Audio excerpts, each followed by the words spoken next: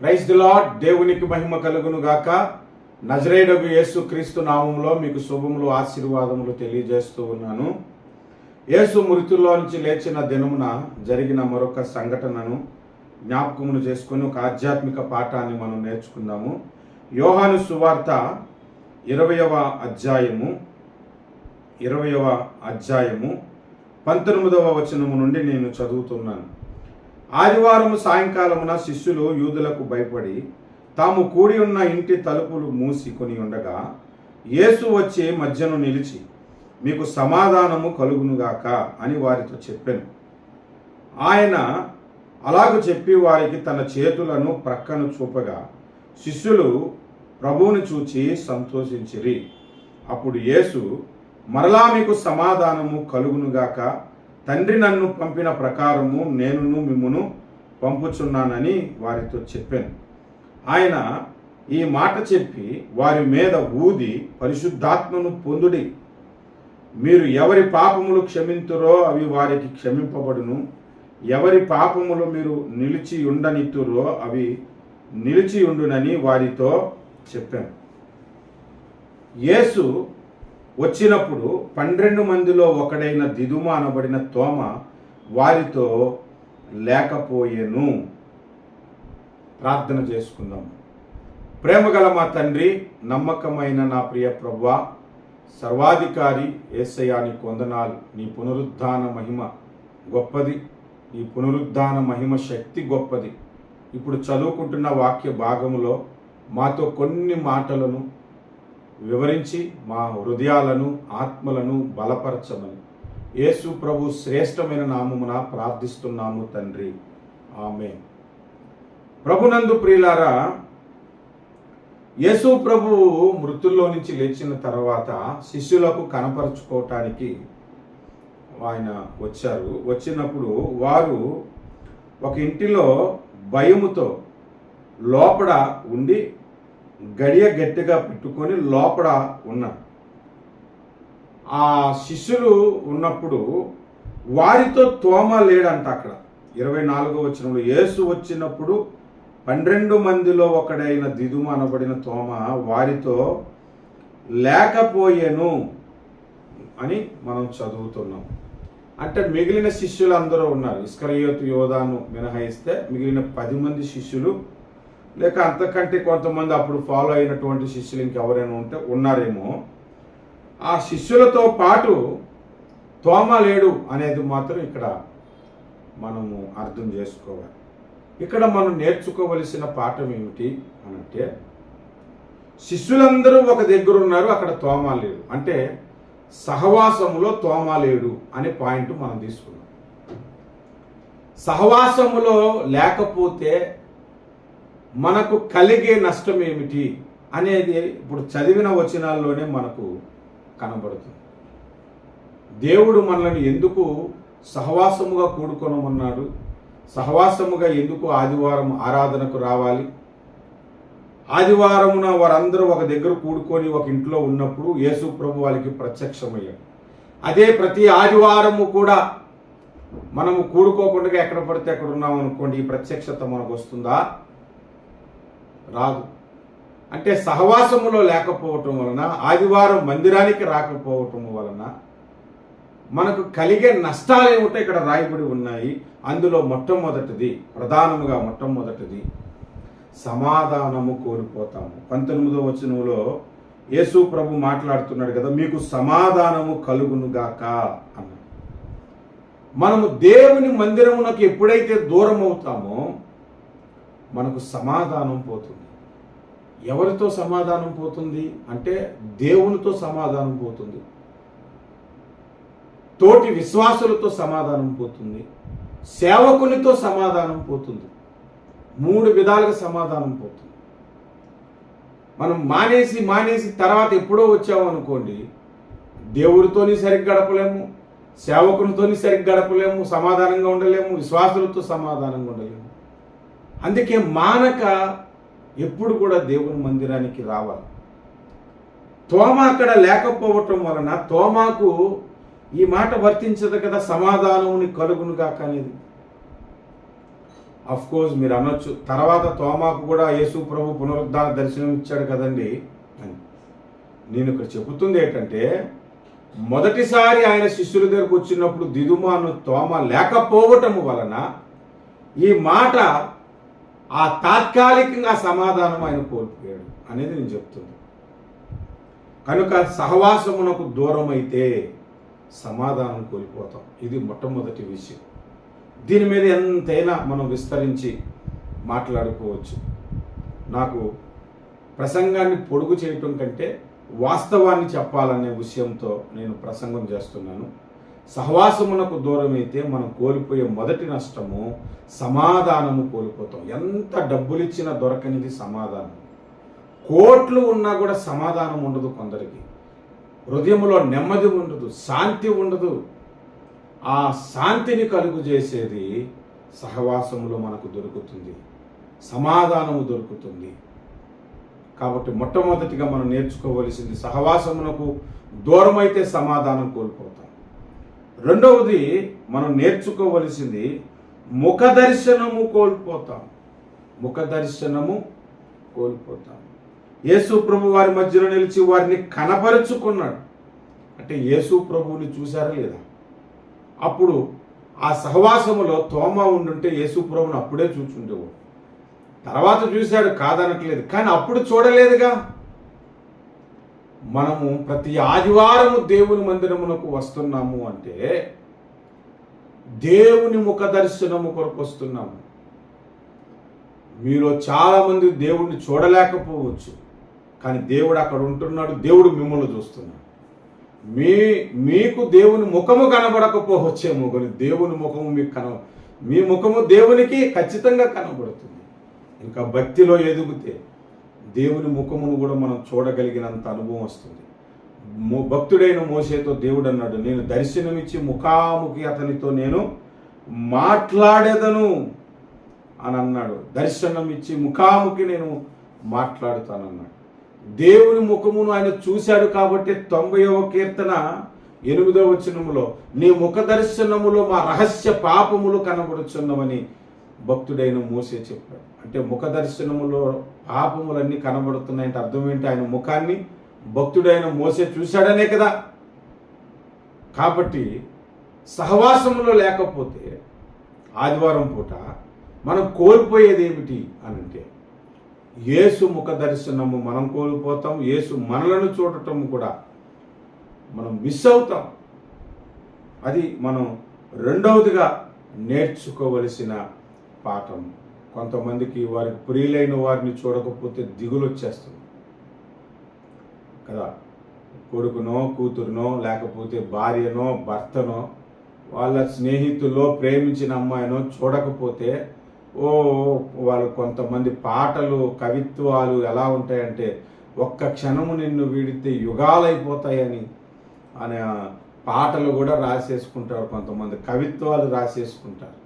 మరి దేవుడికి నువ్వు దూరం అయితే నిజముగా ఒక క్షణము యుగము వంటిదే. నీవు కనిపించని రోజున ఒక క్షణము యుగమాయనని యేసన్న గారు ఒక పాట రాశారు, నా దీపము అనే పాటలో చరణములు. కనుక దేవుని ముఖ దర్శనము కోల్పోయే అవకాశం ఉంటుంది సహవాసములో లేకపోతే. అది రెండవ పాఠం. మూడవదిగా మనం చూస్తే 20వ వచనములో, ఆయన అలాగు చెప్పి వారికి తన చేతులను ప్రక్కలను చూపగా శిష్యులు ప్రభువును చూచి సంతోషించారు.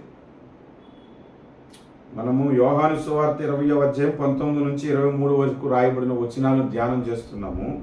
వారు ప్రభువును చూచి సంతోషించారంట. ఆదివారము దేవుని సన్నిధిలో గడుపుట మనకు సంతోషమును కలుగజేస్తుంది, ఆనందమును కలుగజేస్తుంది. 16వ కీర్తన 11వ వచనములో, నీ సన్నిధిలో సంపూర్ణ సంతోషము కలదు అన్నాడు. యెహోవా మందిరమునకు వెళ్ళుదము అని జనులు నాతో చెప్పినప్పుడు 122వ కీర్తన 1వ వచనములో, నేను సంతోషించి తిని అని దావీదు భక్తుడు చెబుతూ ఉన్నాడు. కనుక మనము సంతోషము ఎక్కడ దొరుకుతుందంటే అది దేవుని సన్నిధిలో గొప్ప సంతోషం ఉంటుంది. సహవాసమునకు మనం రాకపోతే సంతోషము కోల్పోతాం. ఇది మూడవదిగా మనం నేర్చుకోవలసిన పాఠము. 4వ పాఠము నేను చెప్పానుగా, వివరించకుండా క్లుప్తంగా వాక్యాన్ని చెబుతాను. ఒకవేళ నా ఈ వీడియోలో యూట్యూబ్ పర్పస్ మీద ఈ మెసేజ్ చెప్పకుండా ఏదైనా మందిరంలో చెబితే ఈ మెసేజ్ గంటన్నర చెప్తాను మంచి వివరణతో.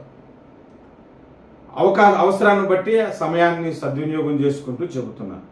4వ విషయము ఏమిటంటే 21వ వచనం చూద్దాం. యేసు మరలా మీకు సమాధానము కలుగునుగాక, తండ్రి నన్ను పంపిన ప్రకారము నేను మిమ్మును పంపుచున్నానని వారితో చెప్పాను. అంటే ఎందుకు పంపిస్తున్నాడు? పరిచర్య కొరకు. అంటే సహవాసమునకు దూరం అయితే కోల్పోయే 4వ విషయం ఏమిటంటే పరిచర్య కోల్పోతాం. ఏదైనా ఆదివారం మీరు దేవుడి మందిరానికి వెళ్ళకపోతే ఆ రోజు నువ్వు మందిరంలో చేయవలసిన పని ఏదైనా నువ్వు మిస్ అయినట్టే కదా. చాపలేయటం కానీ, చైర్లేయటం కానీ, బల్లలేయటం కానీ, మైక్ సెట్ ప్రిపేర్ చేయటం కానీ, మంచినీళ్ళు పెట్టడం కానీ, భోజనాలు ఉంటే భోజన పరిచర్యలో కానీ, మందిరంలో నువ్వు చేస్తున్న యాక్టివిటీ ఏదైనా సరే ఆ రోజు నువ్వు మందిరానికి వెళ్ళకపోవటం వలన ఆ పరిచర్య నువ్వు కోల్పోయినట్లే కదా. ఈ మాట చెప్తుంటే అసలు మందిరానికి మేము వెళ్ళి ఏ పరిచర్య చేయమండి, వెళ్ళి కాన్కేసి వచ్చేస్తాము అన్నట్లుగా ఏ విశ్వాసాన్ని ఉంటే వాడు వ్యర్థుడైన విశ్వాసే. మందిరంలో ప్రతి ఒక్కరూ పని చేయాల్సిందే, పని చేయాలి. దేవుడు మనకి ఇచ్చిన బాధ్యత నెరవేర్చాలి. పాటలు పాడే పరిచర్య, వాయిద్యాలు వాయించే పరిచర్య, సాక్ష్యము చెప్పటము ఒక విధమైన పరిచర్య, బోధించటము పరిచర్య. ఈ పరిచర్య మిస్ అయిపోయినట్లే కదా మరి సహవాసం కోల్పోతే.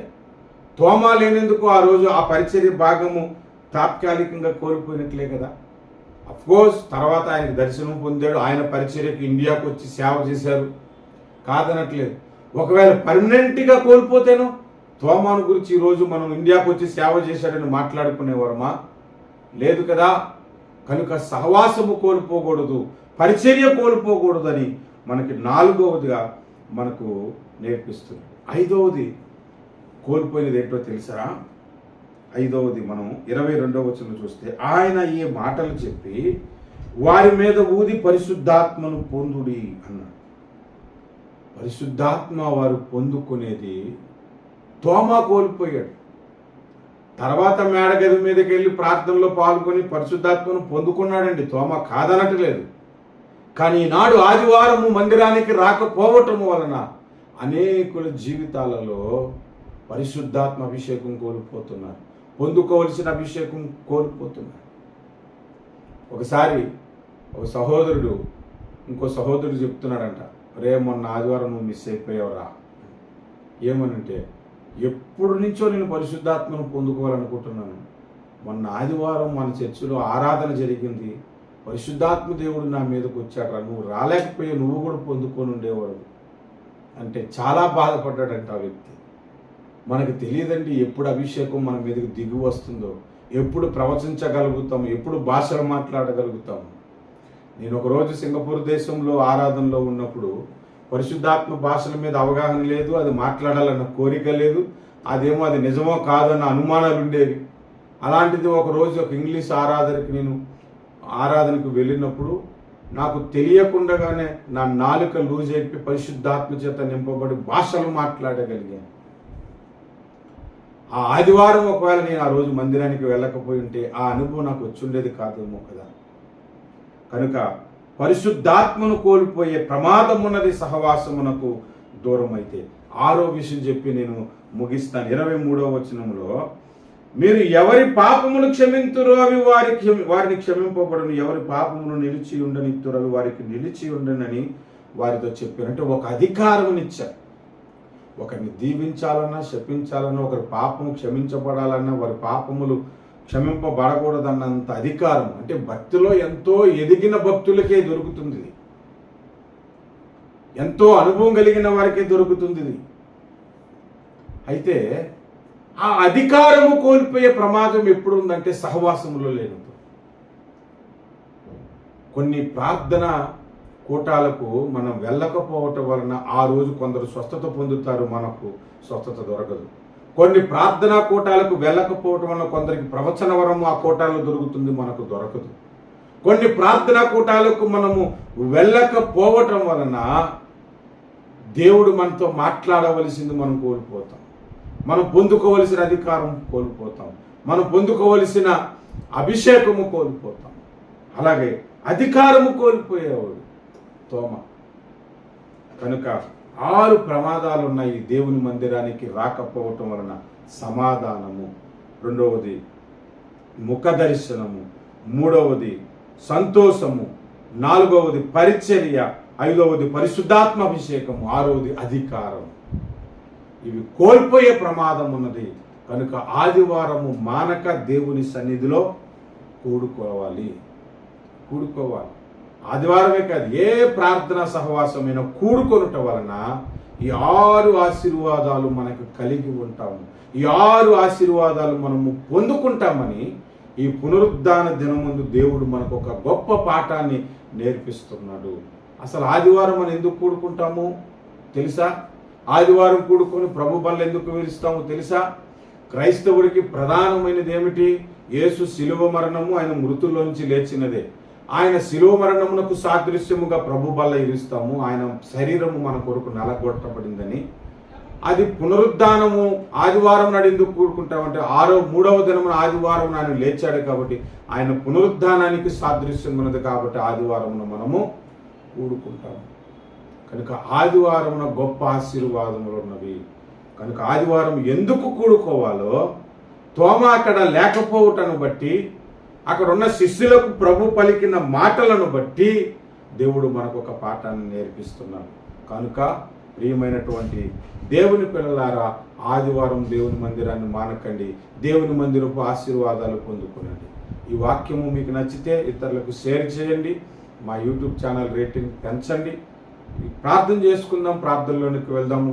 మరొకసారి జ్ఞాపకం చేస్తున్నాను, పరిచర్య కొరకు యూట్యూబ్లో మెసేజ్లు అప్లోడ్ చేయడం కొరకు ల్యాప్టాప్ అవసరము. అది వచ్చేంత వరకు నేను అనౌన్స్ చేయాలని అనుకుంటున్నాను. ప్రార్థన చేసుకుందాం. ప్రేమగల మా తండ్రి, నమ్మకమైన నా ప్రియ ప్రభువా, సర్వాధికారి యేసు ప్రభువానికి వందనాలు.